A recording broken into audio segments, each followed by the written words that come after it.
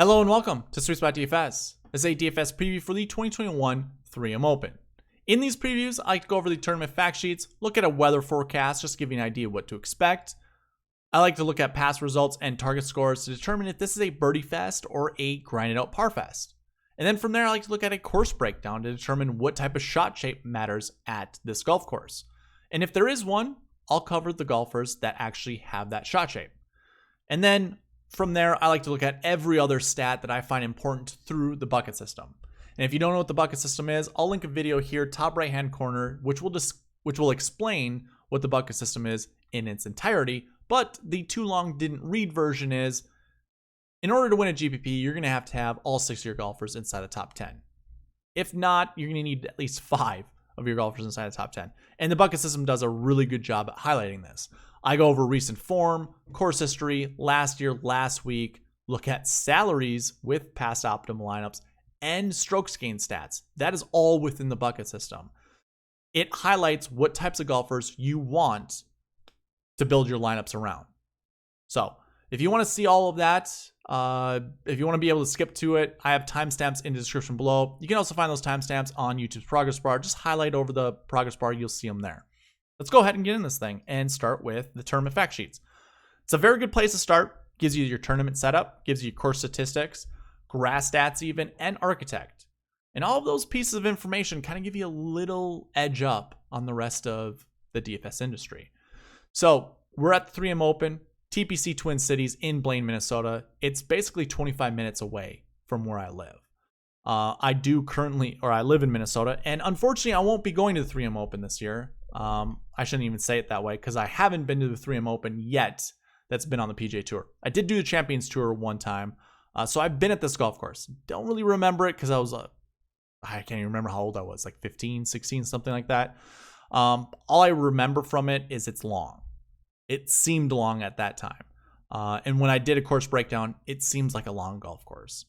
So Blaine, Minnesota, it's a par 71. They converted a par 5 on the front 9 to a par 4. That's where the par 71 comes into play. Usually it's a par 72, and it's played at 7,400 yards. Now, I think they've shortened up some of these holes for the PGA Tour because I think this golf course sits at like 7,600 yards, if I remember correctly. And that's why I remember it being long, because that is a pretty long yardage. 7,400 yards for par 71. That's a little bit above average on par 71, so it is a bit longer yet again. Stimp meters rolling at a 12.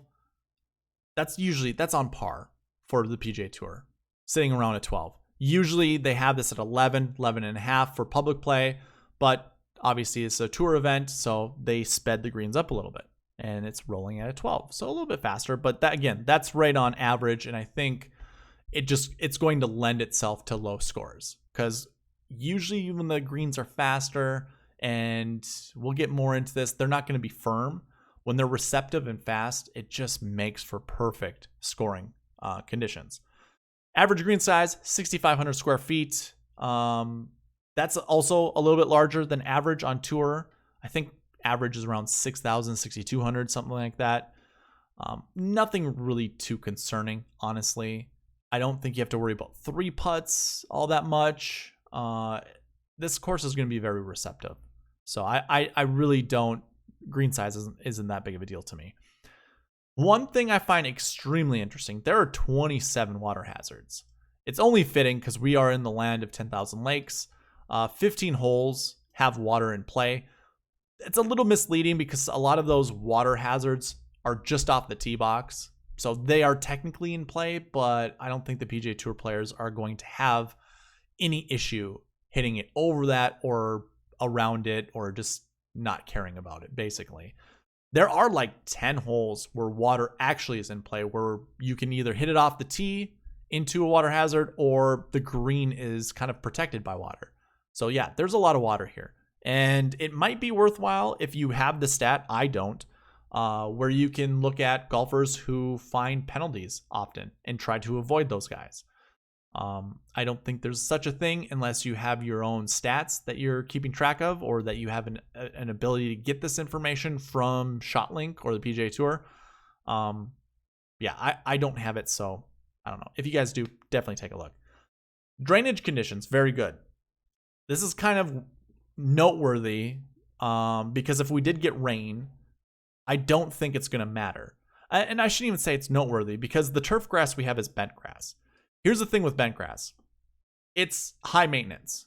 You need to water bent grass a lot in order to maintain the beautiful green color that bent grass gives. Also, the playing conditions, like cutting bent grass low, requires a lot of water and a lot of growth. So I anticipate this entire golf course always being receptive. Despite what it says here with the weather being extremely dry, in order to keep this course from drying out or, keeping this grass healthy for, play after this tournament, they're going to have to water this. So I anticipate this being very receptive. I think I saw something on Twitter saying somebody had a guy here in Minnesota saying, oh, this is misleading. Like this is dated or something like that. Because we had rain on Wednesday. That rain was a sprinkle. It is very much dry and burnt out around here. So regardless of what that says, I'm here to tell you that it's not noteworthy. But either way, TPC is not going to have any issue finding water and protecting their bent grass. Again, I think we're going to have a receptive course, which is just going to lend more to birdies being made. It's definitely a birdie fest based off of how the course is set up. Your architect is Arnold Palmer. I don't know Arnold Palmer's thing other than making long golf courses that are very driver friendly. I don't necessarily think this is driver friendly, but I'll discuss more of that when it comes to the course breakdown. But from here, what I want to do is go to a weather forecast. And really, I don't care about rain. It looks like we have some chance of rain, which would be, again, super helpful. We need the rain here in Minnesota. But rain isn't something that PGA Tour players they don't care. They're not going to fret over rain. It's all about the wind. And what we see on Thursday is a 10 to 15 mile an hour wind. Now, if you want more accurate wind stats, go to windfinder.com. Also, this is being recorded on a Monday night. If you want more accurate weather stats, definitely take a look Wednesday night before, lineup lock. But as I see it now, 10 to 15 miles an hour, that's noteworthy because 12 miles an hour is where I always consider a one club wind. So, with that type of wind swirling around, it's going to have to take, obviously the right decisions being made and also pure ball strikes to not be affected by the wind. So I do think Thursday wind will matter. So if you wanted to look at this, and let me just continue on first before I get into that. Friday, we have winds 5 to 10 miles an hour. There is chance of a thunderstorm, and usually with thunderstorms, you get a little bit higher winds before lightning comes down. So some golfers might be affected by the wind, but for the most part, 5 to 10 miles an hour on Friday, it seems like, your Friday afternoon wave might have the better or the biggest benefit to wind, just, a lower wind. So Thursday morning, Friday afternoon might have the benefit. But I always I think most tour players, and even including, I'm not a tour player, but myself, I would rather play a PM AM wave because you can get into a rhythm. And continuing golf, I think, is much more beneficial than playing in the morning, taking a afternoon off, and then taking the morning off and having to wait to play your second round. So I think it offsets. So it's a long way to go around saying it doesn't matter. You don't have to worry about, what golfers you need to play based off of their tee times. So this is your weather for Monday. It's your weather forecast from a Monday night. Again, I encourage you to take a look Wednesday night just to see if anything drastic appears where you do want to make some alterations to your lineups. But for the most part, feel free to make lineups however you see fit. Don't worry about your AM PM waves. From here, let's go ahead and get into, this is the course breakdown, but let's look at target results or past results and target scores. Now, in 2019, Matthew Wolff won this at 21 under. In 2020, Michael Thompson won it at 19 under. It looks like we're going to have a score around 20 under, a winning score around 20 under. I also like to look at 2nd through 5th place just to see what, the differences are, if there are any, because that really gives you a good idea of, basically what the scores will be for the bulk of your top 10s. And when we look at this, it's basically 16 under and greater within your top 10s, meaning that's 4 under per round. That's going to lend itself to your birdie makers. This is definitely a birdie fest. And as I was talking about with, the tournament fact sheets with bent grass, that kind of stuff, we're going to have receptive playing conditions. With that, and with past results, you can already see it is a birdie fest. So I would definitely load up on your golfers who do make a lot of birdies. And remember, with birdie fest golfers, it's not seeing a consistent 66, 66, 66, or 4 under, 4 under, 4 under, 4 under to get to 16 under. You're more likely going to see a 61, followed by a 71 or a 70, followed by a 64, and then a 68. Like, you're going to have scores like that. You want guys who can go low on 1 day or 2 days. We don't need all 4 rounds being low, but with this being a par 71, it would be nice to get that bonus of a sub 70, 4 rounds sub 70. Which only gives you an extra 5 points, I think it is. But those 5 points could come in handy. But yeah, I'm looking for guys who can score really low, who have a track record of doing that. I'm going to stay away from your grinded out par golfers because, believe it or not, there is a difference. Some guys are just pin seekers who make birdies in bunches. Some guys just play smart golf and for whatever reason can't make that birdie putt. It's almost like the basketball analogy is there's a lid on the bucket. It's like there's a lid on the hole. They can't make a 12-foot birdie putt, but if there's a 12-foot par putt, they're making that all day, every day. So yeah, I would definitely stay away from your grind out par golfers. If you want a cash lineup that makes cuts, yeah, you can go that way. But if you want to win a GPP, I think we need our birdie makers. So that's what I see with target scores or past results and target scores. Let's go ahead and get into a course breakdown. So I'm going to scroll through this. Unfortunately, I don't have visuals for you guys to see, what matters and what doesn't, but I also feel like that might take a little bit longer. Instead, I have text for you guys to read. I'm not going to go over any of this, not hole by hole, but I'll talk about the entire course as a whole. But I'll pause, if you want, pause the video here, read what I have for the top or the front 9. I'll scroll down to the back 9. And again, you can read there. I'll try to duck out of the way. Pause the video here. I'm more important of looking at the summary that I have down here. So as you can see, I have off the tee stats. I also have approach stats and the shot shapes that I think are either beneficial or necessary. And off the tee looks like it favors, well, really it doesn't favor anybody, but we do see 5 holes where a fade is beneficial. And this is a right-hander. I'm always thinking of right-handed golfers. So a right-handed fade is beneficial off the tee 5 times out of the 13 holes or the 14 holes where there's par 5s, or not par 5s, where there's driving. 2 of those holes have draws. So definitely leaning more towards fade golfers off the tee. And the same thing kind of applies with approach. We have 5 holes where draws matter and 5 holes where fades matter, 8 holes where it doesn't. This is kind of a shot shaper's paradise, essentially. Now, there are no trees that you necessarily have to shape shots around. There are some trees on certain holes that you kind of want to play away from or play into. But off of the tee, you're not going to have any holes that require to shape shots. So Bubba could just hit his slinging slice as much as he wants, but he's a lefty who hits a slice. That's like a draw or a hook for a right-handed golfer. You can see off the tee that doesn't really benefit him that much, but he has 9 holes where he can hit that shot and it won't matter. Now, 5 of the holes, I think you definitely want to hit that fade. So just using Bubba as an example, maybe not the best play, but he is a shot shaper and maybe this will be a fun golf course for him to play. By and large, I'm basically targeting golfers who hit a fade. So with that being said, let's go ahead and take a look at who I have. I don't have every golfer's stats, but I have a majority of them. Let's look at all the golfers that hit fades.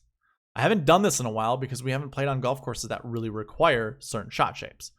I'm only going to talk about a few golfers. that hit fades that I'm targeting. Dustin Johnson being one of them. I think that's, I mean, it's easy. He's a top price guy, but I like him, especially with his fade that I think he is under control. It just fits him well. Same goes with Tony Finau and Sergio Garcia. I think those three golfers all together are good golfers to select from. Robert McIntyre is a lefty, so this is like a draw. I'm not going to talk about him. Ricky's trying, like he's working on hitting a fade, or he has been for a long period of time. I don't know if I really trust his fade here. And I really don't care for his form coming into this tournament. So I'm very lukewarm on Ricky Fowler. Gary Woodland seems like an interesting play. JT Poston, you know, he almost won the Barbasol. That could play negatively on him. Could be positive. He hits a fade. Why not? Matt Kuchar, 7,300. Not a lot of discussion so far that I've heard throughout the industry playing someone like a Kuchar. But not a terrible play. I don't care for Bo Hauser. Lonto Griffin is also interesting. I wouldn't mind playing Lonto or even Charles Schwartzel. But one guy I'm eyeing up is Cameron Champ. His last event, I think, was the John Deere Classic, and he played pretty decent, if I recall. I'll get more into this a little later, but I like that idea of having Cameron Champ. He's a long ball hitter. This is a long golf course. Same goes with Keith Mitchell. And I think that's where I'm just going to end it, but you can see some of the other golfers that I have as fades here, or golfers that hit fades. Not that I'm fading them and playing them, but here you go with all the golfers that I have fade information on. We can also look at golfers who shot or shaped the shots both directions. Emiliano Grillo, believe it or not, I have as one of those guys. Bubba Watson, obviously we know that. Charles Howell III, another one, definitely like that. Kyle Stanley, Adam Hadwin, these are all golfers I do like. So I think playing these types of golfers might be very beneficial, especially at a golf course that demands shot shapes for both directions. But I'm going to leave it there. I don't want to get too far into that. It's not an end-all be-all, but I do think it's a very good, you know, if you're trying to determine between two types of golfers, or not two types, but two different golfers, let this one be your tiebreaker. Don't let it be your end-all be-all. All right, so there we go with our course breakdown. Do I want to talk about anything else? I don't think so. So let's go ahead and get right into our bucket system. I have a summary up, and this is the best way that I've found to talk about the buckets. I talk about last year's stats, last week's stats, course history, recent form, salary, and stroke gain. And for each of those stat categories, I have 6 buckets for each of them. So in total, I have 36 buckets. Now, this tournament has only been played twice. And that means we only have, 2 events to consider as course history. That's not enough. That's not enough to normalize the data. That's also not enough that I feel comfortable looking at. We did this for the Rocket Mortgage Classic, it started the same year the 3M Open did. You're not going to get a very good tell with any kind of course history. So with that being said, I'm going to go ahead and remove it from what we discuss. So we're really only going to be looking at last year, last week, recent form, salaries, and strokes gain. And really, salary and strokes gain also only have 2 years of data. All of these only have 2 years of data. So maybe it's not necessarily worth talking about, but no. I'm sorry. Last year and last week's stats are always kind of, I don't know if the word I want to use is dynamic, where they work at any tournament. So we would want to talk about them all the time anyways. Same kind of applies for strokes gain stats. Salaries are a little bit interesting, but usually I only have 3 years of data when it comes to any of the tournaments. So only having 2 isn't going to be that big of a deal. So we're still going to talk about all this stuff. But I did want to kind of give you that little disclaimer. We're going to start with salaries because that's where we basically look at all of our lineups. We start all of our lineups by looking at salaries. Is this guy overpriced? Is this guy underpriced? That kind of stuff. So we'll go here. But more importantly, before I actually talk about what type of salary we want to look at, how about we look at past optimal lineups? So in 2019, I only had a quarter. My highest GPP that I entered was a quarter arcade, so 25 cents. Probably because I didn't have any data on this tournament and I didn't want to invest too much in. So quarter arcade was the highest GPP I played. That winning lineup used $49,400. Scored 684 points, and it's all the golfers you see highlighted in blue. That's Matthew Wolff, Bryson DeChambeau, Colin Morikawa, Wyndham Clark, Sam Burns, and Joaquin Niemann. Sounds like pretty solid players. That consisted of a 10K golfer, and I think just a bunch of 7Ks, right? So there's 4 there and a 9K. So a 10K, a 9K, and 4 7Ks. So that's one way to build an optimal, or not an optimal lineup, but a winning lineup, GPP winning lineup. The optimal used 47,500, which to me is not realistic. I don't think we can get there, but it consisted of all your guys here inside the top 6, which is a 66, 71, 81, 79, 10-5, and 7-3. I apologize. I didn't put a realistic lineup together. I usually do this because when I see an optimal lineup like this, it pains me because it isn't something you should be chasing. Leaving that much money on the table just introduces you to so many different, or opens you up to so many different permutations of lineups that can be built. And that just means you have way more total combinations of lineups that can be built when you leave more money on the table. Let's get it close to 50,000. Like at max, leave 1,000 on the table, but really I'd recommend 600 being the max that you leave on the table. So if we did a realistic lineup, I think we probably go like this. Nope, that's a little over. That is not enough.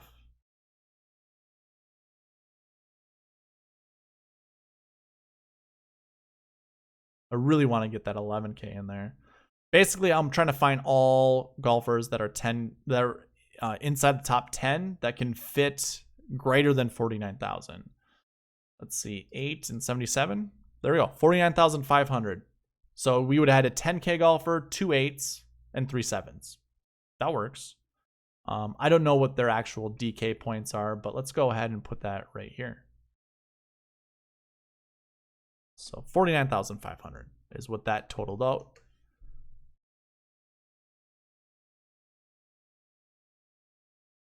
There we go.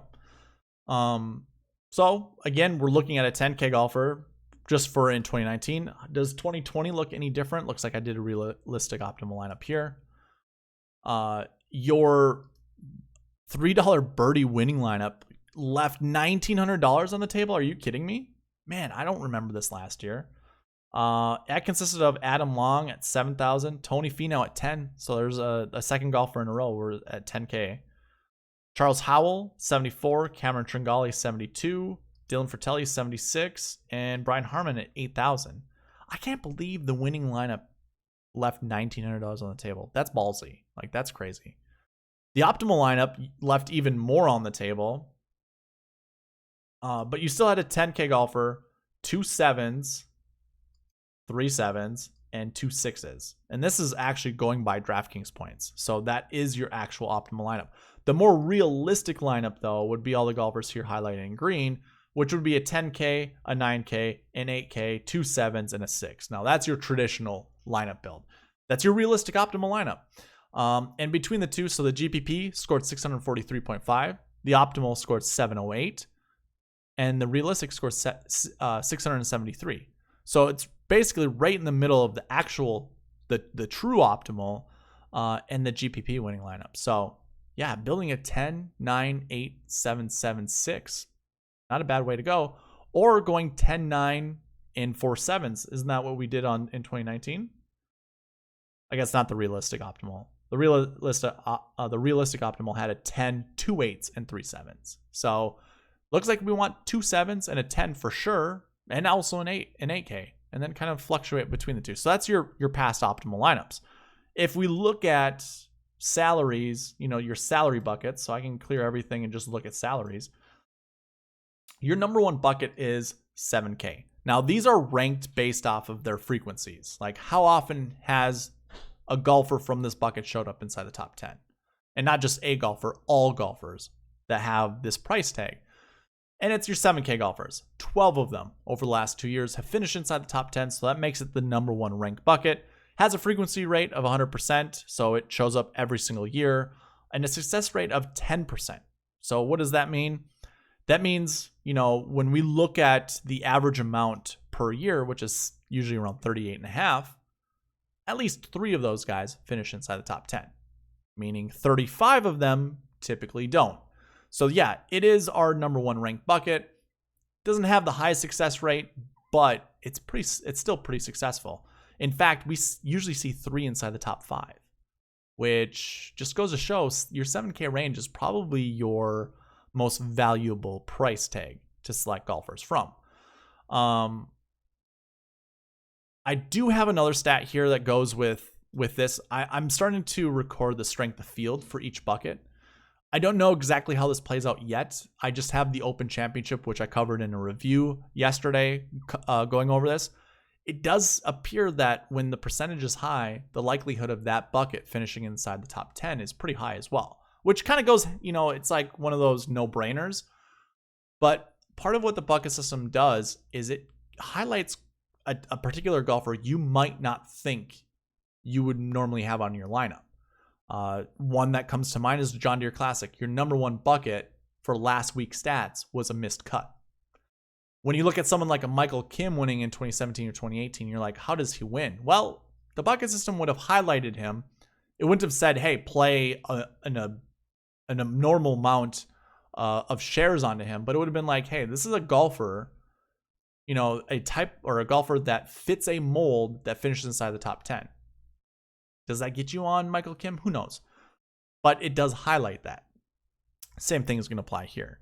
But either way, I don't know how strength of field yet plays out. It's going to be fun reviewing this and analyzing it. But for the most part, or I should say for now, 22%, 7K, I think we're definitely going to see someone inside the top 10.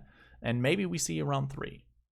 Your number 2 bucket is actually the 6.5 and above. So the 6K range, I call it the upper 6K range, 6.5 to 6.9. That is your number 2 bucket, and it's really not number 2 by a long shot. Like, we have 2 other buckets at 3. So your 7K is definitely way above. And then it's your 6.5. It's just, 1 point better than the other 2 that I just called out, the 10K and the 8K. It does show up every single year so far, which is great. I mean, that's kind of what the minimum is, but frequency rate is also high.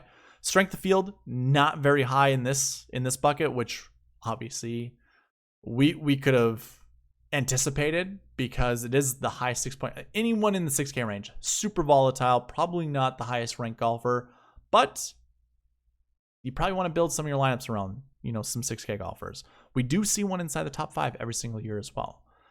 I could see it not happening this year, but finishing inside the top 10, I think, has a pretty good shot. Usually we see 36 per year. We have 36 this year.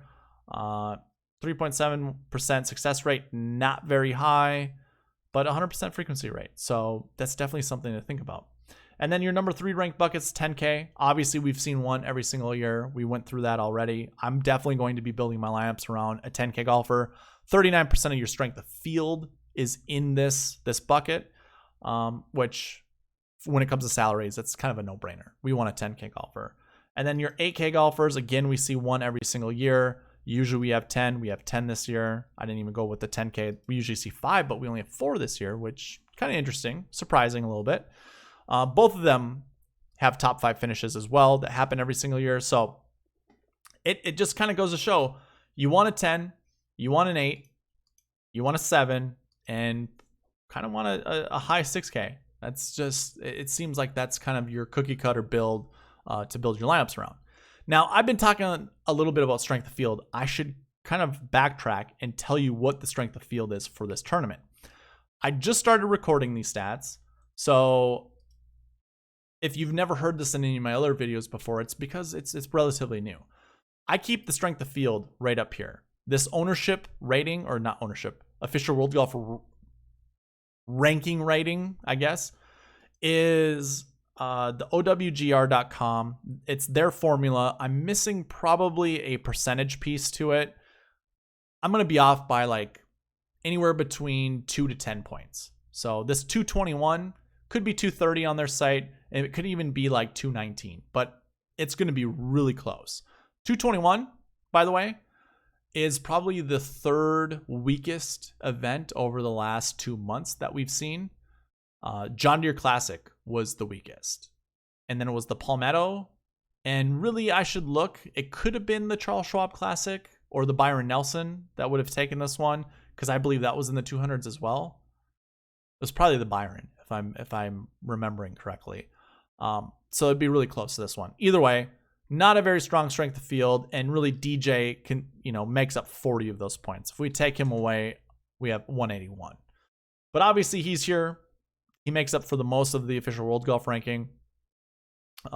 He's definitely number 1 ranked in my book, but yeah, I guess I don't really have anything else to say with that. So that's your salary buckets. Obviously, again, we went through optimal lineups. Let's go ahead and look at our last year stats. So I like to look at last year's stats because as a competitive golfer myself, your most recent memory of a tournament is always going to be seared in your brain. So when guys come back to this event, whether they've played it or they haven't, they'll remember. I shouldn't say, if they haven't, they won't remember. But that also is kind of its own thing. But those that do, depending on their result, it might play into confidence or it might play into hunger. As in, they had a bad finish last year. They want to play well. And really, this is a good way to analyze, if you do play bad or if you play well, how does that actually look year in and year out? Hate to say this, but it doesn't seem like we're really going to get much of a benefit, because your number 1 bucket are golfers who did not play last year. Maybe that plays into the reason why this bucket might be the best bucket is because it might be a very high ranked bucket. Shoot, I don't have this updated correctly. Here, let's go through this really quickly. It's not going to take very long. I go here. So right here, F, I'm sure it's E, if I remember correctly.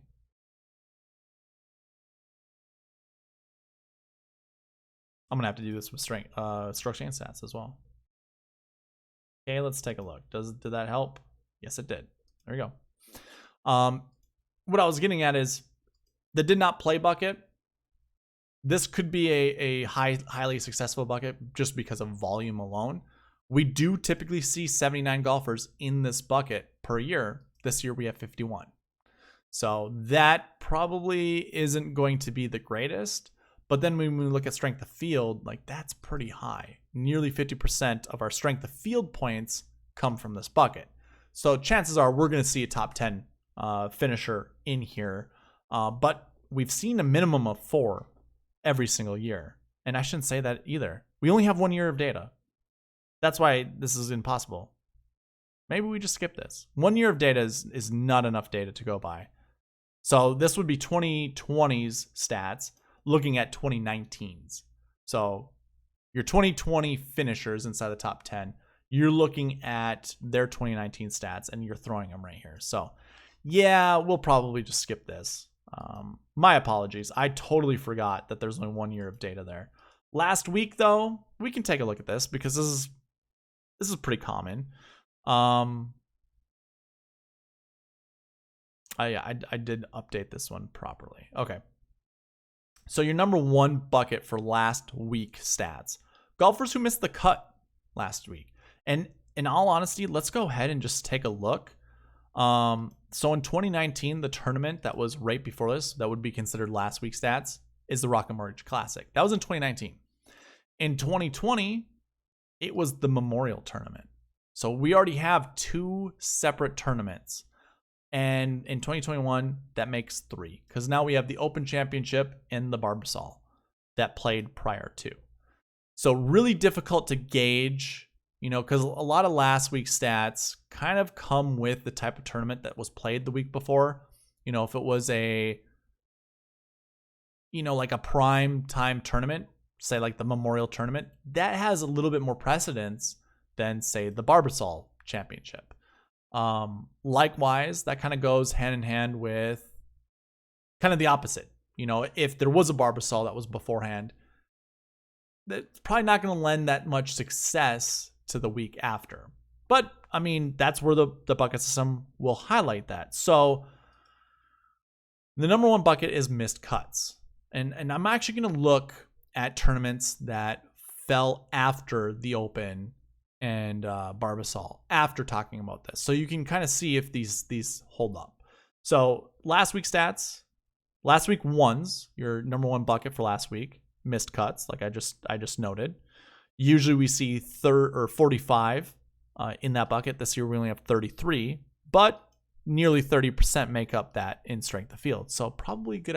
I think we might see a golfer from this bucket finish inside the top 10. Your number two bucket are golfers who didn't play last week. And I think that's worthwhile because we had the Open Championship, which is obviously a major championship, and we had the Barbasol, which is that was an extremely weak field event. I think the strength of field was 26 total.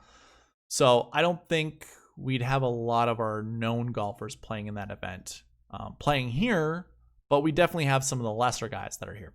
Either way, number two bucket did not plays. So we usually see 72 per year. This year we have 73. Last week threes are your top 20 finishers from last week.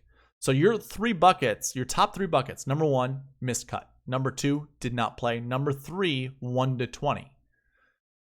I'm going to bring up the RBC Canadian Open because the RBC Canadian Open usually follows the Open Championship. So if I go to 2018, that was the last time I think it followed the Open Championship.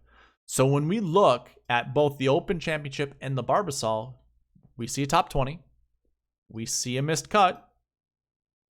And I guess we do see a did not play. We only see one because the Barbasol Championship, we have, these two tournaments considered last week. So either way, we have our top 20. We have our missed cuts. We have 3 of them. And we also have our did not play. So that still falls into account. So it works well. That's your 2018 Canadian Open. By the way, Dustin won. He missed the cut the week at the Open. So if you're worried about him coming over from the Open, he's won the week after the Open. Just so you guys know. In 2017, we kind of see the same thing. Your winner missed the cut at the Open. We have top 20 finishes inside the top 10. We have a few of them, even from the Barbasol. Another missed cut. And really, we don't have a did not play. So when there are these two tournaments, obviously there was 130 people at the Barbasol. There's 150 people at the Open Championship.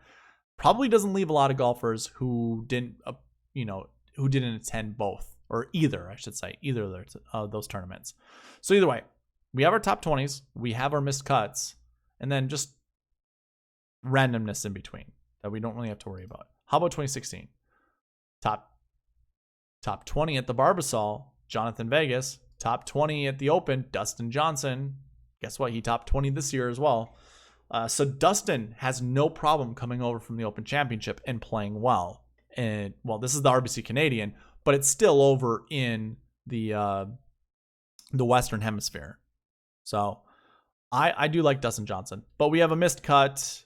We also have a did not play. We got a couple of them, so that still applies. 2015, same thing applies. Did not play, missed cut from the Open. We also have top 20s at the Open and top 20s at the Barbasol. So look at that, still kind of going in our favor. And then 2014, there was no Barbasol, it was just the Open Championship. There's your top 20, missed cut, and a bunch of did not plays. So it really echoes with this last week bucket system. So when we look at these, definitely worth looking at. So let's go ahead and look at these golfers from these buckets. We didn't go with salaries because we'll talk about salaries as we go through some of these other buckets. But when we look at last week ones, we can take a look at who our number one golfer is. It's Patrick Reed. He missed the cut at the Open Championship. Let me go ahead and bring those stats up here. Actually, let me just look at it from right here. Let me tidy this up a little bit. That way we can see a little bit more. So your last golfers who missed the cut last week. This also includes the Barbasol. That's not going to show up right here which tournament it is. But we have Patrick Reed. He's our number one golfer. And actually, shoot. There we go. We'll keep this right here. He applies 17 points towards the strength of the field. So he's definitely in the driver's seat of a golfer who's going to finish inside the top 10 from this bucket. But we also have Keegan Bradley, 8,800, Stuart Sink, 87, Lucas Hairbear at 85, Gary Woodland at 8,000. We want 8K golfers. Maybe this is where we find our 8K golfers. And they all provide a pretty good chunk towards the strength of the field. But we also have the likes of Chris Kirk. Richie Wierenski is kind of an interesting play. So is Troy Merritt. So is Eric Van Rooyen, who played college in Minnesota. And then I don't really care for some of these other guys, but you can see some of the 6K guys. So the upper 6Ks, we might find a little bit of value here. Again, I like Keith Mitchell. He hits a fade. He hits it far. I do like him here. I also like Adam Hadwin, and I like Matt Kuchar. They both hit fades. We talked about them with the shot shapes. So, of these golfers, I mean, I selected a bunch of them, but if you can limit them down to 4 or 5, maybe even less, I think you're in a good path to create a good lineup, or to start out with a good lineup. Our last week bucket 2 guys, again, these are golfers who did not play last week. Matthew Wolff is the head of that. He's won the 3M Open before. I like him. Long ball hitter. Definitely can play well. He can get birdies in bunches, as can Cameron Davis. So both of these golfers, I like them quite a bit. Bubba's an anomaly. I'm not sure what to make of Bubba at this tournament. I think the various ways that he can shape shots is going to benefit him. But I feel like he's much better suited at tree line golf courses that force him to hit a certain type of shot shape. I think when he has an open canvas, put it this way, I think he's really good. If you've ever seen those, I don't want to call them professional. What would you call it? Put it this way, if there is a character or a landscape on the canvas already, and he just has to apply a paintbrush to color it in however he wants, that's perfect for Bubba. But if you ask Bubba to create a landscape for you, I don't think he has enough focus to do that. So because there aren't any trees that force him to shape shots here, this could be problematic for Bubba. But he could also play really well. Again, like I said, he's an anomaly. I don't know what to make of Bubba here. I really like Maverick McNeely. I also don't mind Patton Kizzire. He can make birdies in bunches. He's definitely a really good birdie maker. Hank Libiota, he's been on a hot streak recently, so I could see him playing well here. We have Doug Gim. Gim usually, he doesn't play terrible on bent grass. There's a lot of golfers that I like. Kyle Stanley, Vegas, Howell. I'm not going to talk about everybody, so this is a really good bucket. I like this bucket a lot. It's going to be hard for me to pinpoint golfers to select from. Our number 3 bucket, again, top 20s from last week. This includes the Open Championship and the Barbasol. Dustin Johnson finished 8th last week. This is a good spot for him because, again, when we went over the Canadian Open, he's finished top 10 at the Open, came over to the Canadian Open and won that tournament. I said Canadian Open twice. I apologize. He top 10 at the Open, came to the Canadian Open and won it or finished inside the top 10. I don't know how to feel about Louis, but this is another great bucket to choose golfers from. Dustin, Louis, Finau, like them. I like Garcia, I like Grillo. We already talked about him. Robert McIntyre, probably going to be a little cold on. I don't mind Fratelli, but never mind. I'm probably not going to play Fratelli. I like Luke List. I like Mito Pereira. Adam Schenk seems like a decent play. That's probably going to be it for me. So maybe this is actually an easier bucket to select golfers from. I really like Dustin Johnson this week, so I think he's going to do well. But that's going to conclude the last week buckets. Let's go ahead and look at our other buckets. Last week, I think maybe there's just one, right? So we can't do course history, can't really do last year. We did last week, we did salaries. Oh, I guess we have strokes gained. Let's go ahead and look at recent form, and then we get into strokes gained. So we can do recent form because we are looking at the last 2 years of data, which is good enough for me. This needs to be updated though. So let's go ahead into the bucket page. Actually, what do I need? I need column G. So when we look at recent form, sure enough, it's under H. So let's update that quickly.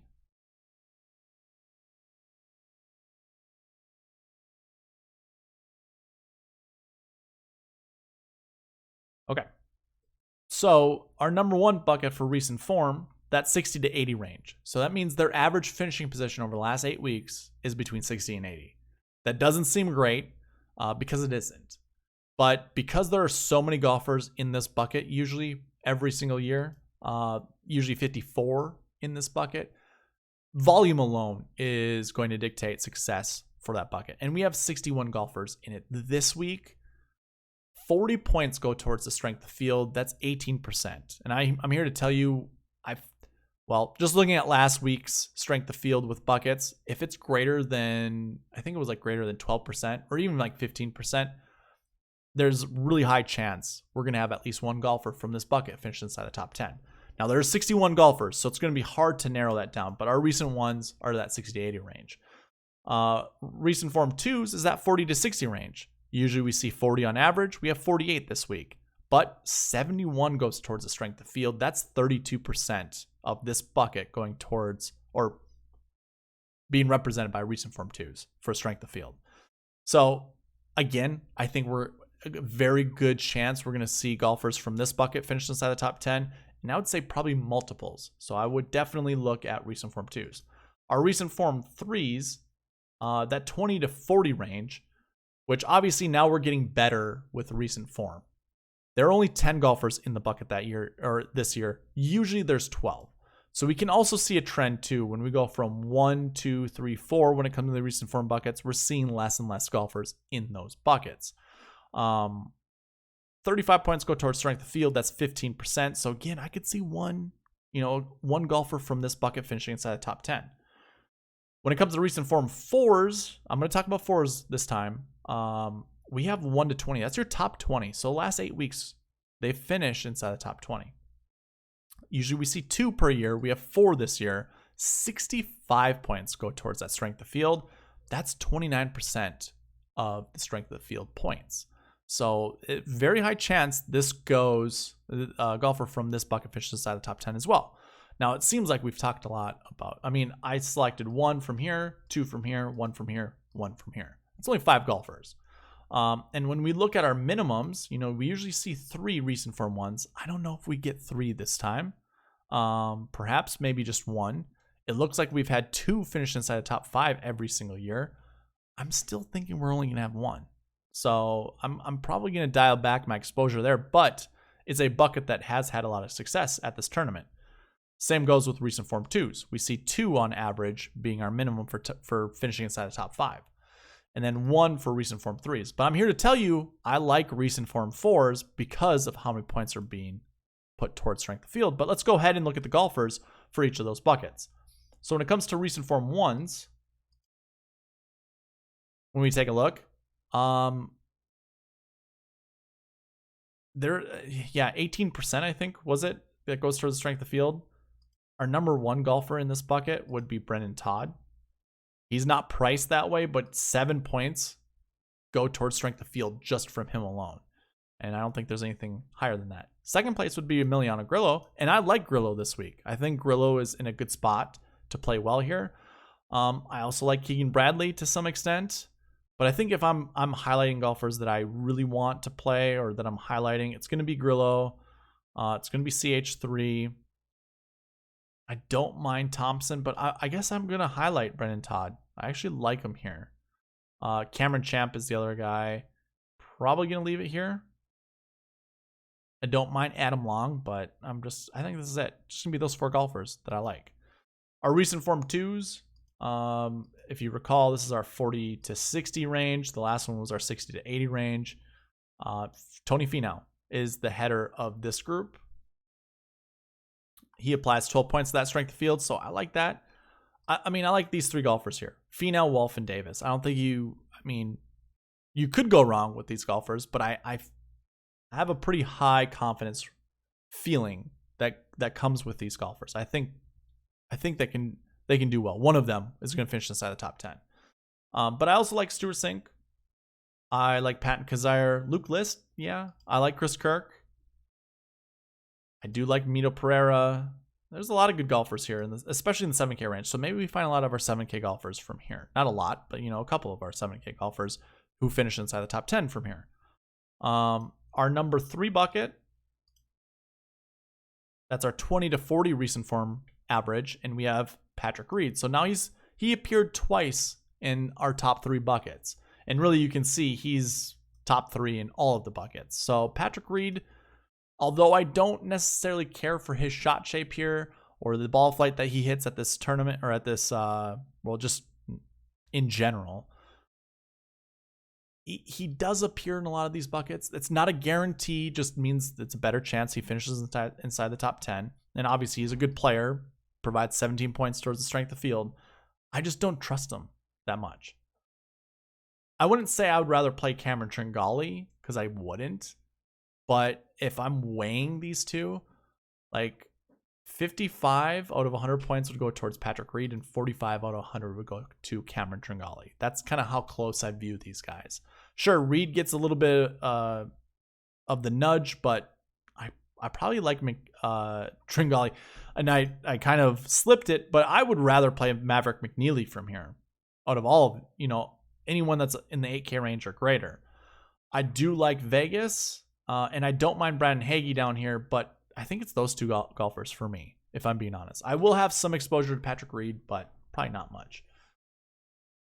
I do want to talk about the recent form 4s because it includes Dustin Johnson, Louis Oosthuizen, Sergio Garcia, and Hank Lebioda. Like, these golfers alone, Lebioda is on a heater. These other 3 golfers are, world-class golfers. You can see how many points they provide towards the strength of the field. I like Dustin Johnson just in general. I think he's probably going to be the golfer that pushes this bucket inside the top 10. I like Dustin Johnson a lot.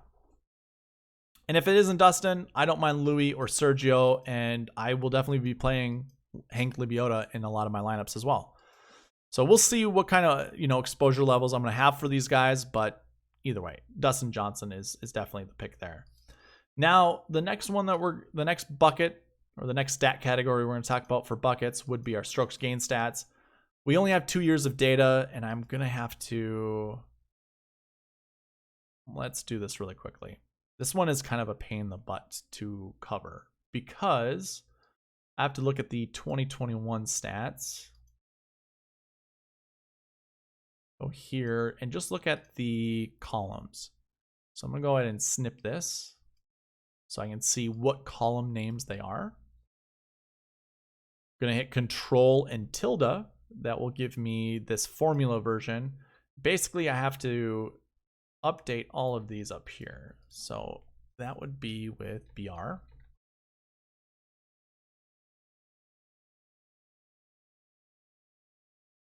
Okay, so it didn't update that first one. Let's try this again.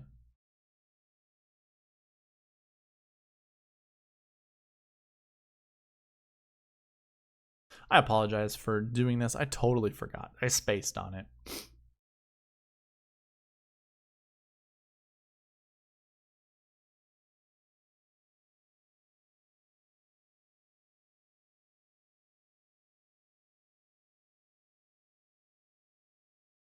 I don't know why this top one is not updating. If you guys can see it, I have no idea why it's not doing that.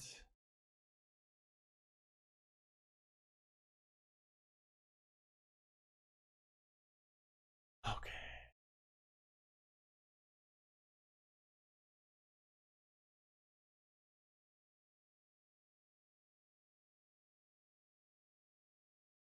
I'm sure if most of you guys are here, you're probably interested in how this is done anyways, right?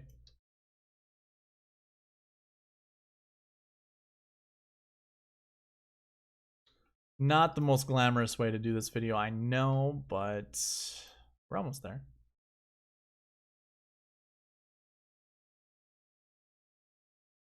Boom. There we go. Now we have a perfect updated list. Okay, so now we see this. This is a static ranking. There's no, I don't look at it by frequencies, because your number one golfers are always going to be these guys with all positive stroke gain stats. Usually, if there's enough golfers in that bucket, you're going to see one of them inside the top 10. On average, we usually see 7.5. We do see one finish inside the top 10 every single year, but we don't see one inside the top 5 every single year. 83 points go towards the strength of field in this bucket, or in this stat category. That accounts for 37% of that strength of field. So I do like that bucket quite a bit. Your number 2 bucket is positive off the tee, positive putting, but a negative stat either with approach or with around the green. So those are your stroke gain 2s. On average, we see 20. We have 18 in the field this week. 9% of the strength of field goes towards, from this bucket goes towards strength of field, I should say. So although we see one every single year, even top 10 and top 5, I'm not that confident these stats or golfers from this bucket are going to finish inside the top 10, but we can always take a look to see who those golfers are. Stroke gain 3, 22% of the stat category from this bucket goes towards the strength of field. So I like that. Average per year, 34. We have 36 this year. Usually we see 2 inside the top 10 every single year.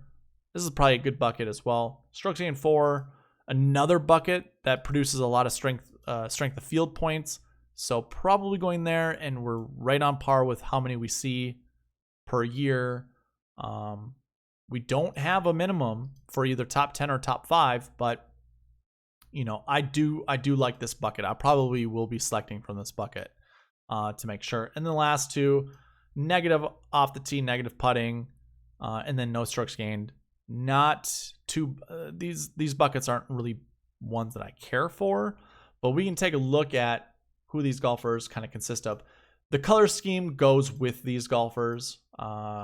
So when you see all these colors here, it's all by the strokes gained buckets. So our strokes gained bucket 1 golfers here, we have Louis, we have Dustin, Patrick Reed, Cameron Tringali, Chris Kirk, Eric Van Rooyen. I think we're going to see a top 10 golfer from this. It's a very good class of golfers. From our strokes gained 2 golfers, Grillo, Cameron Davis, Maverick McNeely. I already like it right there, but we have CH3 as well, Lanto. Anyone else that I care for? Not really. So kind of a select amount of golfers here that I could see, doing well and finishing inside the top 10. Strokes gained 3 golfers, a bunch of good ones here. A lot of 8K and above. We have Finau, Garcia, Watson, Fowler, Bradley, Fratelli, Schwartzel list, but we also have Vegas. We have Doug Gim. Joel Damon should be a good play. Same with Kyle Stanley. I like Wyndham Clark. I also like Cameron Champ. And Keith Mitchell. This is a good bucket to select golfers from. So I could see a top 10 finisher here as well. And our strokes gained 4s, we have Matthew Wolff, Stuart Sink, Hank Lebioda, Patton Kizzire. Those 4 golfers alone are decent. But we also have, Brennan Todd, Matt Kuchar, JT Poston. I don't care for Snedeker, but he can play well here. Michael Thompson's your defending champion. Strokes gained 4s, I think, are in a good place as well. Strokes gained 5s, Woodland leads that one. And then it's drops to the 7K for 2 golfers and then into the 6K. Now, chances are we'll probably see a top 10 finisher from here, but I don't care for any of these golfers. And our strokes gained 6 usually are your European golfers, but it's just golfers who haven't played enough PGA Tour events to have strokes gained stats. My favorites here would be McIntyre, Hairbear, Pereira. I think we give Austin Eckroat a chance. He's kind of failed us in his last 2 appearances, but I think this is a good spot for him. Same with Brandon Stone. That guy hits the ball miles. So I do like Brandon Stone. We don't have stats for him, but yeah, those golfers I think have a good shot finishing inside the top 10. But the rest of them I think you can just avoid and be confident with that. So that's a rundown of all the buckets. We looked at last week's stats. We tried going over last year, but that wasn't a good thing to do. But we went with last week's stats, recent form, salary, and strokes gained stats. Couldn't go over last year course history. We just don't have enough data to normalize that, to normalize the results. So I think with that, we have a pretty good idea of some of the best plays. You know, to me, you know, I've said DJ enough times. I guess if we're going to recap this, you know, I like DJ. He showed up a bunch of times. Sergio showed up enough times to have interest there. Patrick Reed, kind of. I just don't trust his shot shape here, but he's in every bucket that we talked about. Matthew Wolff, speculative play I do like. I mean, for me, it's probably, if I'm going to really narrow this down, it'd be DJ, it'd be Finau, Garcia. Those would be my top 3 golfers for salaries.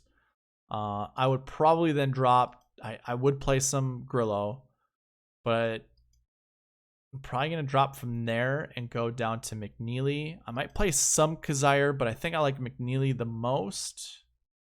Probably should find another 8K golfer since that's a top bucket usually. I guess Keegan. I guess we'll go with Keegan. And then there's a bunch of 7K golfers that I think, you know, we saw enough when it came to the buckets. Chris Kirk showed up in every one of the buckets we talked about. Charles Hall III, other than last year, but still not terrible. Yeah. So, I mean, those are probably my top plays. I know I selected a few, but when it comes to the bucket system, I like those guys. Definitely take a look at the strategy video tomorrow because we're gonna bring in tee time pairings. If you recall, we go through anchor tee time pairings or marquee tee time pairings, and usually, I shouldn't say usually, they have always, every time that we've went over them, produced at least 2 optimal lineup golfers. So we'll go over that. We'll also look at our anchor buckets, which I don't know if it's going to have much precedence at this tournament, primarily because we only have 2 years worth of data, but we'll take a look. We'll look at those ones, see if we can build any laps around them, and go from there. So definitely keep an eye out for that strategy video tomorrow. But for this one, it's a wrap. Thank you guys for watching. Please leave a like, comment, subscribe, all that good stuff. And I'll see you in that strategy video tomorrow. All right, bye.